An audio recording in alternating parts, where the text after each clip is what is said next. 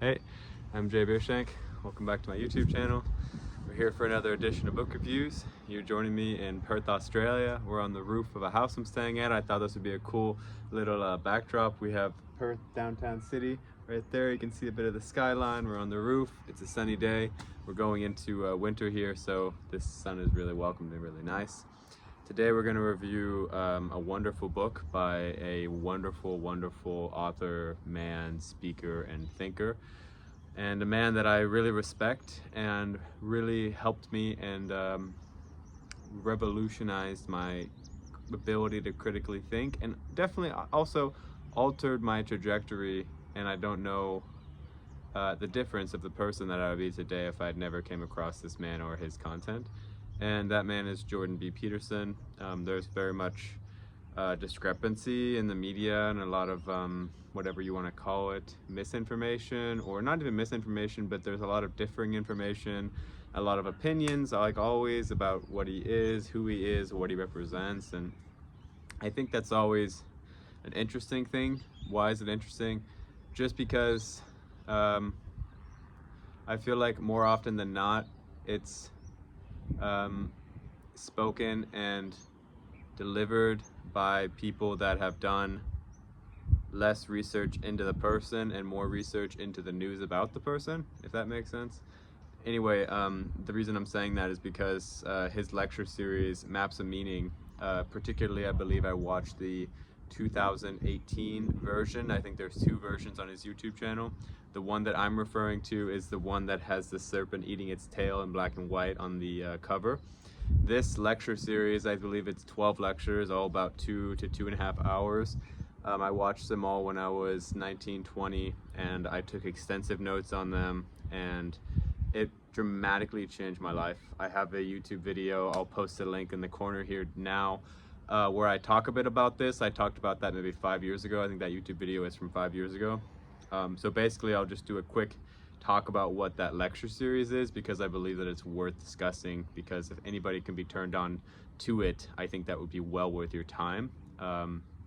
Because I mean, whatever, 2 times 12, let's say it's 24 hours, that 24 hours will have a dramatic effect on the rest of your life, if the information speaks to you and if you're willing to open the door to it. So basically what I can gather now, 7 years later, about what that lecture series brought together for me and what the concepts were, was some of the most important ones for me. Well, from the base of it was bringing into the idea of symbolic and mythologized symbolic and mythologized thinking into everyday life, and being able to interpret images. I'll never forget one quote that was in one of those lectures, and it was the measure of intelligence is one's ability to interpret images. And I believe that images don't necessarily have to be pictures, they can also be metaphors. So your ability to hear something metaphorical and then interpret that image or what that means is a direct indication of basically how elastic your mind is and how many dots it can put together. And the more dots that it can put together, the more of a mosaic of, let's just say, mosaic of synapses there is. And a mosaic of synapses, obviously, let's have a dark night sky, a mosaic of stars will then connect and then make this beautiful picture that could be your consciousness, if you're willing to allow that to be. And so I think that that's a really interesting idea. You know, if you hear something and you're not able to extrapolate onto it, you're not able to understand it in any other way rather than like a literal way or a basic interpretation of the words, then I think this is a really interesting way for you to kind of have a test with yourself. So this idea about interpreting images, because there's a lot of, obviously when you're talking about mythology and cosmology and religion and all of these types of things, you're getting into so much metaphor, and basically it's all metaphor if you believe it that way, and if I do personally believe it that way. So, you know, for example, let's just say like walking in God's path, it's like someone that doesn't have the ability to interpret an image or think about a metaphor in a critical way, or even their individual own way, would not be able to really get any meaning out of this, because it's like, well, one, we're not walking in a path at all, and two, God may have never been a real person and isn't a real person and isn't even a real thing, and therefore there is no path, and there was never a path, and there will never be a path in which you can walk with this fictional person. That was, a lot of people will just, like, people that have a certain type of critical thinking will say, well, he's a control figure, he was made just to control populations or whatever. But anyway, so when you have this ability to think about religion and metaphors and these things in this more critical analysis type way, then you can get something really deep out of something like walking in the path of God. Because for me, what I would get with this is, like, this is also an adapted Jordan Peterson idea, which I learned from this Maps of Meaning, is he also talks a lot about how God is a metaphor for the highest level of good, the highest way we can orient ourselves as human beings approaching life together. So if God is the highest ideal, being able to walk in the path of God means being able to aim yourself in a direction that is aiming towards the highest good, regardless of the circumstances that you find yourself in physically, mentally, or spiritually. So it's like you have this orientation, which is God, and then walking is a metaphor for your life and how you choose to act, but also how you choose to think and how you choose to then allow those thoughts to manifest themselves through your words, and then how you allow your thoughts and your words to manifest through your being and your action. So it's like there is so many levels of interpretation that can be done upon that, and none are right or wrong, but it's like we can deem intelligence, I guess you could say, it might even be the wrong word, but you can deem intelligence by one's ability to extrapolate and then come back to a point. Also, this idea about orientating structure. So basically, the way in which people navigate through the world is through an orientating structure. An orientating structure is a belief system that you have devised for yourself that allows you to be able to wake up in the morning and understand what the hell is going on. So, you know, it's like, I wake up, my name is Jay, I'm a plumber. I wake up and I go to work. Why do I go to work? So I can provide for my family. Why do I provide for my family? Because I'm a loving husband, loving father. Why am I those things? Because my dad wasn't those things. And why don't I want to be like my father? Because I hold resentment from my father. And what has the resentment from my father done to me? The resentment from my father has made me bitter. It has made me blah, blah, blah, blah, blah, blah, blah, blah. So you have these orientating structures which create your identity, which create your reality, because they're affecting your perception, and what you're seeing is based upon what you're believing. So you believe these things, and these are your orientating structure. And then the idea about orientating structures is really interesting, because then it helps you understand ideology. And ever since I watched these lecture series, I really have thought to myself, the most dangerous thing in the human race is a venomous ideology. And a venomous ideology is one that is held with a knife, if you could say that, I guess. It's like a venomous ideology is one in which you cannot refute, or one in which you cannot have a conversation about, because when you then believe it as an orientating structure, and you can then see someone is operating under an orientating structure, you can understand that having a discussion about their ideology starts to shake the foundation of their orientating structure. And if you shake the foundation of an orientating structure, there is the possibility of the orientating structure falling. If the orientating structure falls, then you are left with another Jordan Peterson idea, another mythological idea, is this idea of you can be left with chaos, or the abyss, or darkness, or without light, or without sight, or in the sea of chaos. I like the idea of the sea of chaos because this is a beautiful metaphor. You can imagine a sea, a tumultuous sea. You can imagine yourself in there. It's stormy, it's very chaotic. But then you can imagine a boat, and let's imagine a boat is an orientating structure. Your boat might not be perfect, but it at least keeps you above water. It at least keeps you floating. It at least keeps you in civilization in some way, shape, or form that allows you to be a human, right? So these are all really interesting ideas, I think, with the orientating structure. And then he also talks a lot about dominance hierarchies, and he uses the pyramid obviously as a metaphor for this a lot. And I think this is a really interesting idea that he pulls from Egyptian mythology, is this idea of the pyramid represents a dominance hierarchy, and the Eye of Horus, I believe, is like the eye on top of the pyramid that we see on the dollar bill and that we understand through mythology. And the point of this symbolism is we all have these dominance hierarchies that we're climbing, whether they're political, social, physical, mental. And I think in the modern world, me personally, I've been able to identify and can think about hundreds and maybe even infinite number of dominance hierarchies that we participate in knowingly and unknowingly, and by choice and not by choice, and societally and personally, and all these different things that we can be competing for with each other and with ourselves. And that's normal and it's human, of course, but there's a really beautiful idea that what is most important is not to be at the top of a dominance hierarchy. What is most important is the vision that comes from being at the top.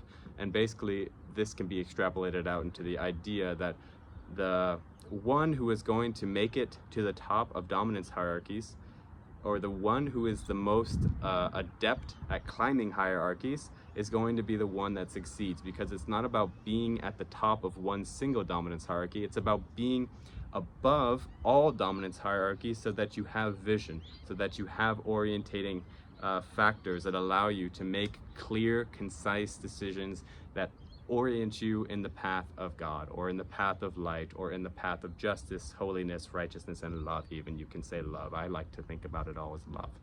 So you can think about this idea, because it's like at the top of the dominance hierarchy, many people are striving for power.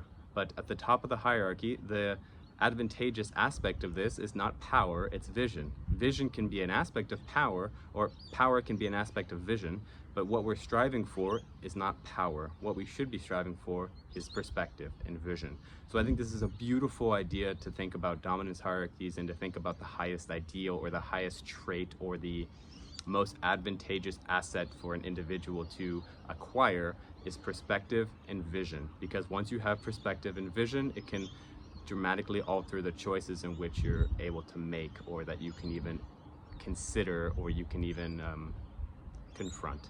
So that's a bit of the maps of meaning. And Jordan Peterson, all those ideas are amazingly fundamental and simple and important for young people. It really changed my life at 19, because what it really comes down to is getting your house in order, getting your speech clear, concise, and honest, presenting yourself in a way that is transparent with who you actually are, and getting familiar with who you actually are, so that then you can present yourself in the world as a whole person. Because anybody that is hiding parts of themselves in the shadow is not a whole person, and you're still in the chaos, or you still have one leg inside of the tumultuous sea, while half of your body is on this boat, and the boat cannot pilot itself. So you need to be at the helm, ready to steer your own boat. And if you're not, then you're doing a disservice to society.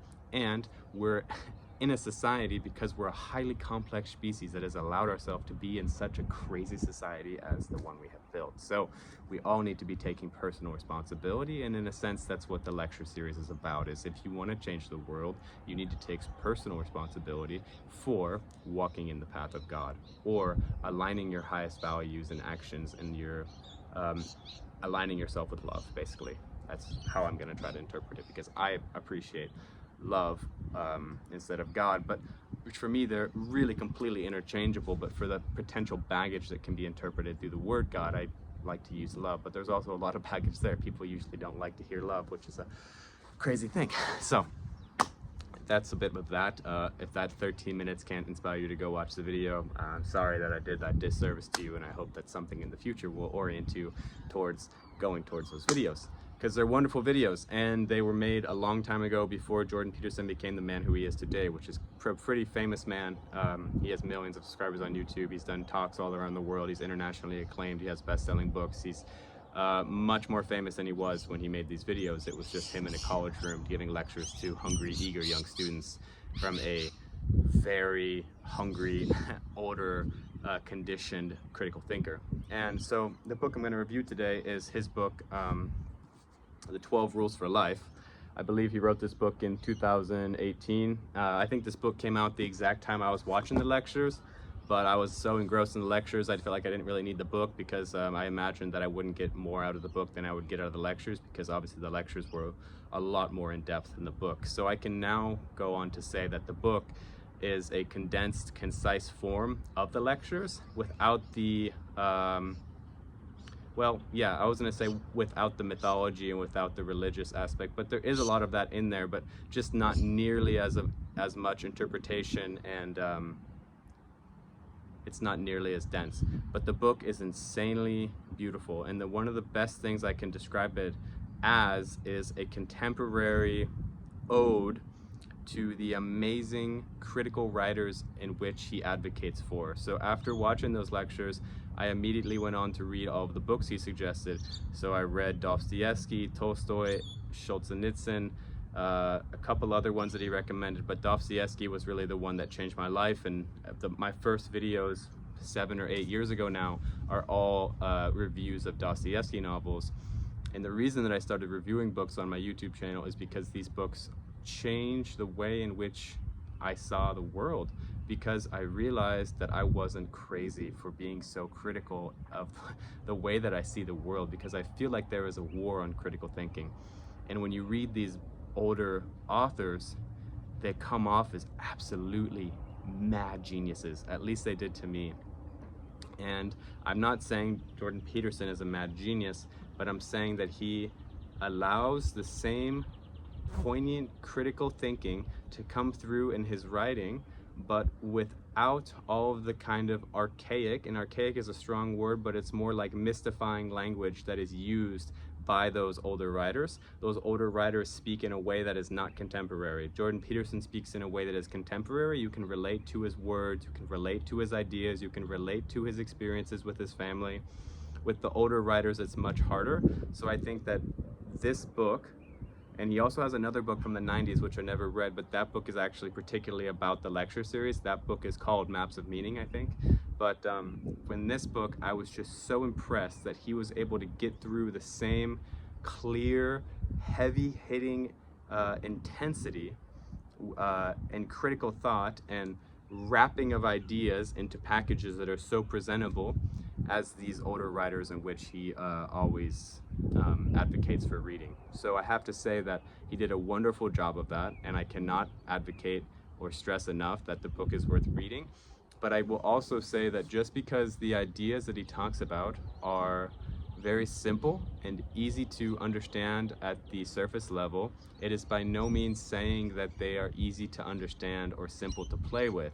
I feel it's a lot like the ideas are presented neatly at the door, they come knocking, and then it's really up to the reader to decide if they're going to allow those thoughts into their house and sit down for a cup of coffee and get to know them. Because, you know, all of the language in this book is so simple.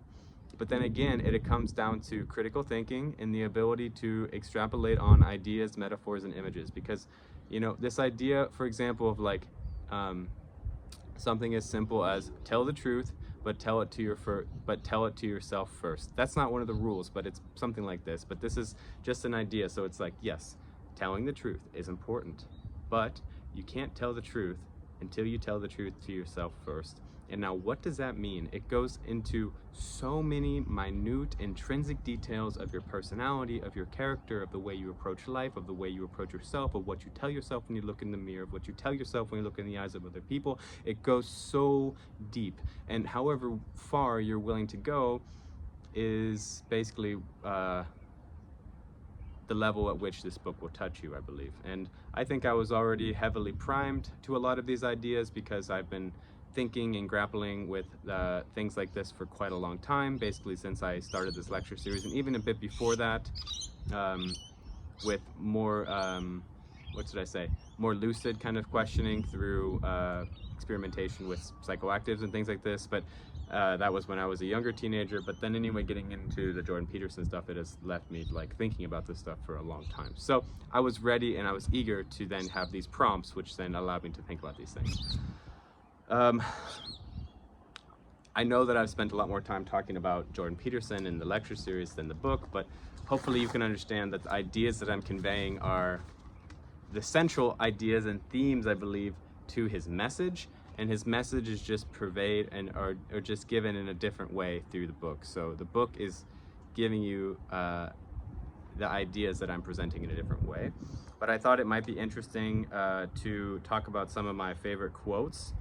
I wrote a little bit yesterday after I read the book, and I was thinking in my mind how this book could also be called the 12 Pillars of Truth, because I feel like the idea of like 12 rules for life sounds intense, but also does 12 pillars of truth. But it's this idea that like the 12 rules are so foundational and so simple that they're impossible to refute. But again, the depth that they hold is subjective to the individual. And I'll quickly read you, actually, before I go into the quotes, I'll quickly read you the rules just so you can maybe stop here at minute 20 if you need to. Rule 1 is stand up straight with your shoulders back. I'm not going to give a big interpretation of what that rule means, but it has a lot to do with kind of dominance hierarchies and demeanor and brain chemistry, because obviously it's just kind of like the way in which you choose to approach reality. Treat yourself like someone you're responsible for helping. That's a great rule. Make friends with people who want the best for you. Compare yourself to who you were yesterday, not to who someone is today. Do not let your children do anything that makes you dislike them. Set your house in perfect order before you criticize the world. Pursue what is meaningful, not what is expedient. Tell the truth, or at least don't lie. Assume the person you're listening to might know something you don't. Rule 10, be precise in your speech. Rule 11, do not bother children when they are skateboarding. And Rule 12, pet a cat when you encounter one on the street. So these rules sound incredibly simple, but the interpretation that he gives to this is exactly a reflection of what I started this video with, is you have these simple quotes, these simple rules, but then his ability to extrapolate on them is a definite sign of his intelligence, because not only does he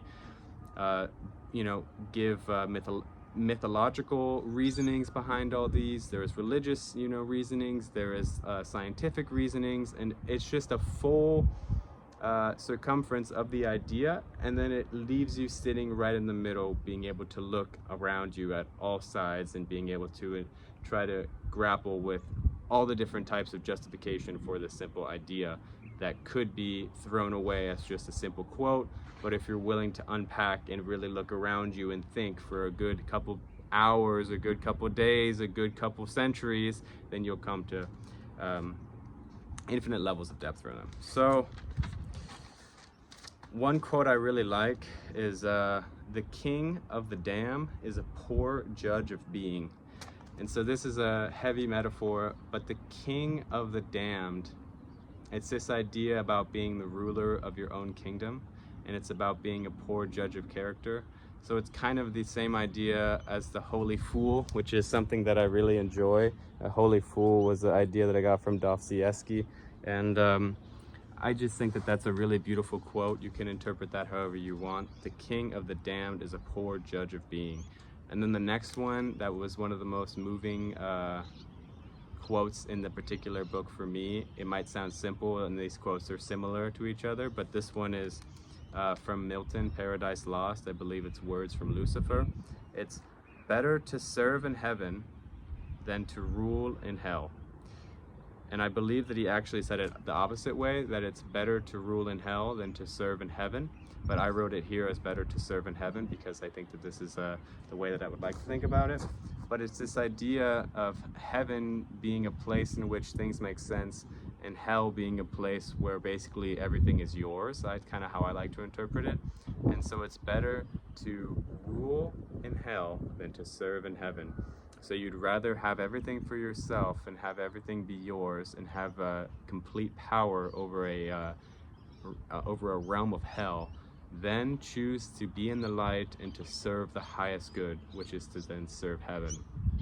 I think this is a insanely powerful idea, and if it's the only thing that you're left with at the end of this video, I think it's worth thinking about.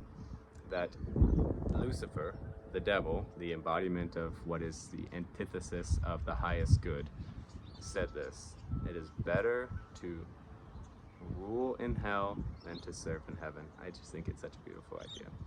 So this video is going on pretty long now. I think I'm gonna let it go. I really recommend the book. It's about 360 pages. You could read it really quickly. What I would recommend is probably reading a chapter and then spending some time to journal on it and giving some time to think. I read this book over a couple months, and I kind of wish that I didn't, but I just didn't find enough time to read. So I can't pull out specific information from the book for this review, but I can tell you that it's well worth reading. Jordan Peterson is an amazing contemporary thinker, and I think that he is doing justice to the people in which he recommends we study. And I have to give him a bow and a clap for that. So thank you, Jordan Peterson, for your book, and thank you for the wisdom in which you've shared in the many ways that you've shared it. I think you've changed a lot of people's lives, and I appreciate that very much. And if you enjoyed the video, thank you a lot. It's my longest book review video ever, but you know, I decided that I don't really mind making long videos anymore because I always wanted to make these as quick as possible. But you know, if people are going to find these videos, which are book reviews, I believe that they're here to watch and they're here to listen. So if you made it this far, if you enjoy it, thank you. I love you. I hope you guys have a wonderful day. Peace out from Perth, Australia. Don't forget to like and subscribe. Stay in the light, stay in the love. Peace.